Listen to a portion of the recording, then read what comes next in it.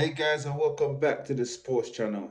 Manchester United kick off their Europa League campaign of 2024-25 season against FC Twente at Old Trafford tomorrow evening. There's a new format to how the Europa League is currently played. It's 8 games altogether to in the group stage, or what we think is the group stage anyway. You're playing 8 games, 4 home, 4 away, and the group stage lasts until the end of January, which is a very long time, which is a very long group stage campaign. But I'm not quite sure if it was the same with the last format, or if it's a different if it's different in this format. But yeah, it's going. Our first game is going to be against FC Twente. Their current form, I believe, if I'm not mistaken, is the fourth in their league. They've won their last 2 games. One was 5 goals to nil, and the other one was 2 goals to nil. So they are not doing bad in the league. So they're not doing bad, and it's a league that Eric Ten Hag should be familiar with. They play a 4-2-3-1 formation, which is similar to what Manchester United play in terms of formation. But I believe Eric Ten Hag, Manchester United should have more than enough to see this game through, and should be our first win in the Europa League. But wouldn't it be nice if Eric Ten Hag could win his third trophy in 3 years? And that would be the Europa League trophy as well, which would be really exciting, no? Just in case we don't make top four, we know that we've got the Europa League to get us into the Champions League. Just in case, I believe we will be making top four this season, but just in case we don't, it would be nice for us to win the Europa League and then get into the Champions League that way. But yeah, so we're gonna need to rotate players in my humble opinion. We're gonna need to rotate some players, but at the same time, I'm thinking, why not start a strong team, get the goals that we need, and then control the rest of the game by bringing on players that we know will be able to handle the rest of the game, which is just keeping the ball, possession pace football, not panicking. But we know that Manchester United like to make easy games difficult. We like to make something simple very hard, which is what I've started to notice with us right now. But that being said, I've also noticed that we had an easy game against Barnsley, and we proved how easy it was. We had a good game against Crystal Palace in the weekend. It was the best performance of Manchester United that I've seen, and I actually like the performance. But also the problem is the fact that we wasn't able to capitalize on that performance and actually get the goals that we need to get the points that we needed to get the points that we needed. So I can't. I'm not gonna sit here and say that our performance was bad. It wasn't. It was a good performance. We just couldn't. We couldn't get the goals that we needed. We had a lot of chances. Ganacho had 2 chances. We hit the bar twice. Bruno had two. Hit the bar as well. So there was a lot of positive in that game against Crystal Palace, and there's a lot of positive to take from that game into this game as well. But what I would say also is that because I know that it's a very long season ahead of us, I wouldn't want to risk any of our players. We're currently three games without conceding. We haven't considered going 3 games. Two games we won. One we drew. Two we won, I believe. So yeah. So we haven't conceded in 3 games. And for that reason, I wouldn't want to change the back four, but at the same time, I know that that's a lot of games, and it might be wise to rotate. Maybe bring in Harry Maguire for someone else, or maybe for Matthias De Ligt, or for Martinez.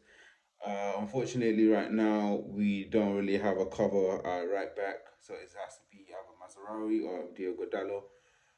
Malasia, Tara Malasia. Oh, speaking of Tara Malasia, let me just quickly run down the injury list. So, Tara Malasia was training last Friday.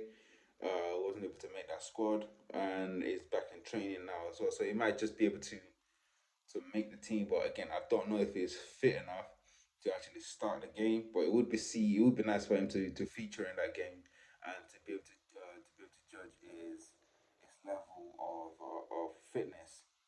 But Lindelof is also close. I believe he took part in I think individual training. He took part in individual training. He hasn't started training with the team yet. But it's also good to know that obviously he's coming back as well. Like I said, it's going to be a long season. So those are the two players returning that have new son, Luke Shaw. We don't even know what's going to happen in regards to Luke Shaw. I think, yeah, whether or not he impacts us this season still remains to be seen with Luke Shaw because it's like he hasn't played for almost a whole season because he's been out from last year. Took part in the what's it called the European Championship, and after that we're missing again. But yeah, so that's it in regards to our injury list. But I would like to say what our predicted lineup would be as well. If um if I'm not being too careful, I would say that the back four will remain the same. The back four will remain the same.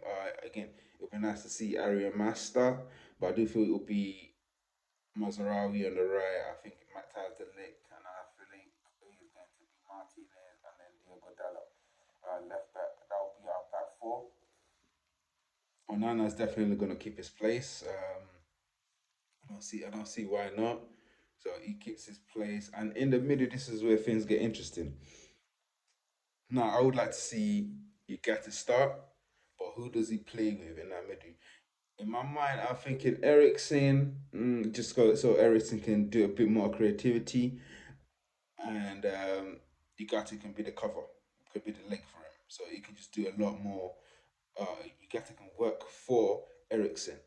That's my initial thought, but at the same time, I'm thinking, why not?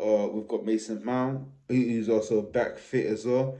So if we're gonna play Igate and Mason Mount, I wouldn't want to play Bruno Fernandez. So I would take out Bruno Fernandez. I put Mason Mount. So I would put Mason Mount as the number 10. But in the two midfield, I would have to go with Igate and Ericsson, just to make sure the creativity is there in terms of passing, movement, and also the defense line. Someone that's going to help break up play, move the ball, progress the ball forward. Doesn't really have to do much creating, and that's Manu Ugarte. He doesn't really have to create much. All he has to do is just pass the ball to a more creative player progressively. So I would go with the back four of the right back being Diogo Dalot, Martinez, Delict, and then I'll go with Mazarawi as well. That's our back four in no particular order, and then or Aria Mas. But I don't think Aria Mas is gonna play in this game. I'm just thinking what Eric Ten Hag will do because it is our first game in the Europa League and it will mean something, especially because of the game that we had in the weekend, how great that game was, and we weren't able to take our chances. So I think I would want to go with a strong team. But in the middle, I would go with Manu Gatti, and then I'll put Ericsson. Like I said, I just feel like Ericsson would be a bit more of a progressive passer, and then Ugarte can do the dirty work, the leg work, be the engine room. And attacking midfielder, I'll go with Mason Mount again, just purely because of rotation. Purely because of rotation, I'll go with Mason Mount, and so we can also watch what he can do and see what he might be able to offer us going forward this season. If Bruno's get injured, would he be able to come on and do the job?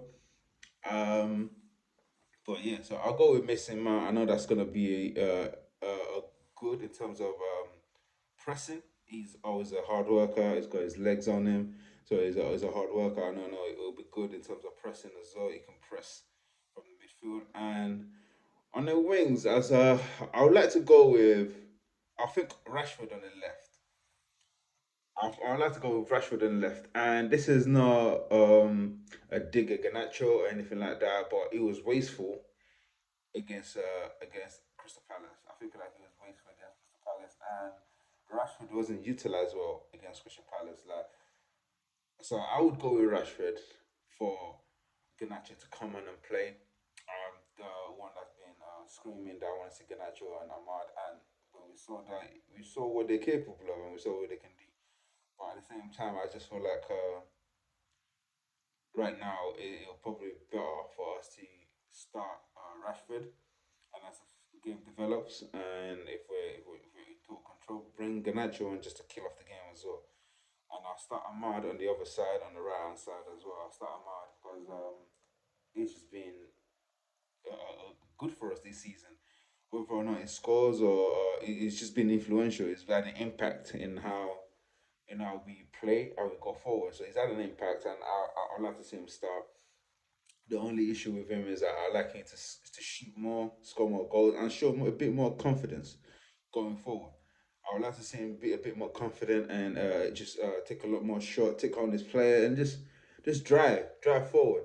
And up top, Joshua Zirkzee. That'll be my starting lineup. I'll start with Joshua Zirkzee because of what he offers. He offers a lot more than just goals. He offers this link up play, especially when it drops into midfield and allows the wingers to make the runs off him, and then we can move the ball quicker that way. Um, yeah, that would be my predicted lineup. There are other players that we can then bring on as the game progresses. Like I said, I expect us to win this game by 3 goals to nil. So it should be a clean sheet for us, and we should score at least 3 goals. So we should be winning this easily, or make it look easy when we win this. And the key to that is our movement of the ball. If we play the way we play against Palace, against FC20 at Old Trafford, I think we win this game easy. I think we win this game easy, and I hope that we're able to do that. Make it easy, make it the game as simple as it's supposed to be, rather than make it extra difficult for ourselves. But like I said, I expect Man United to win this game, and yeah, it should be at the beginning of our Europa League campaign. So yeah, until then, I'll speak to you guys next time. Oh, we're gonna do a reaction video after the game.